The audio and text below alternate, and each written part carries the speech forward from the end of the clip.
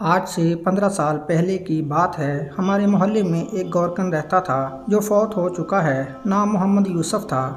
مضبوط جسم اور بڑی بڑی آنکھیں جن میں نور ہی نور بھرا ہوا تھا۔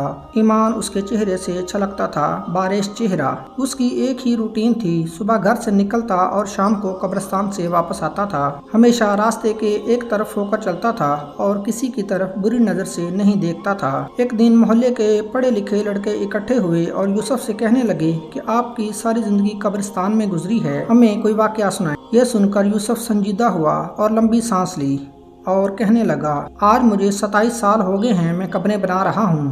میرے ساتھ ایک ہی واقعہ ہوا ہے۔ گرمیوں کی دوپہر تھی، کچھ لوگ میرے پاس آئے کہ بابا جی قبر بنانی ہے۔ میں نے پوچھا کہ آدمی ہے یا عورت، تو انہوں نے جواب دیا کہ عورت ہے اور کرنٹ لگنے کی وجہ سے وفات پا گئی ہے۔ وہ لوگ یہ کہہ کر چلے گئے۔ میں عموماً اکیلا ہی قبر بناتا ہوں۔ میں نے سخت گرمی میں قبر بنانا شروع کر دی۔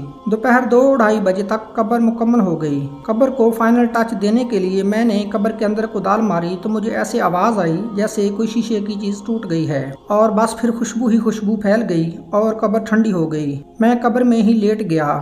باہر سخت گرمی تھی، اندر قبر ٹھنڈک اور خوشبو سے بھری ہوئی تھی۔ اس سے میری روح تک خوش ہو گئی۔ میں حیرانی اور دہشت سے خاموش رہا۔ مغرب کے بعد جنازہ آ گیا۔ عورت کے ورثاء نے اسے دفنایا اور چلے گئے، مگر میرے اندر تجسس بھرا ہوا تھا کہ اس عورت کی کون سی نیکی ہے جو اس کو اتنا بڑا انعام ملا ہے۔ باتوں ہی باتوں میں نے معلوم کر لیا کہ یہ عورت فرید گیٹ بہاولپور کے اندر رہنے والی تھی اور بجلی کے کرنٹ لگنے سے وفات پا گئی ہے۔ آبا و اجداد یہیں کے رہنے والے تھے۔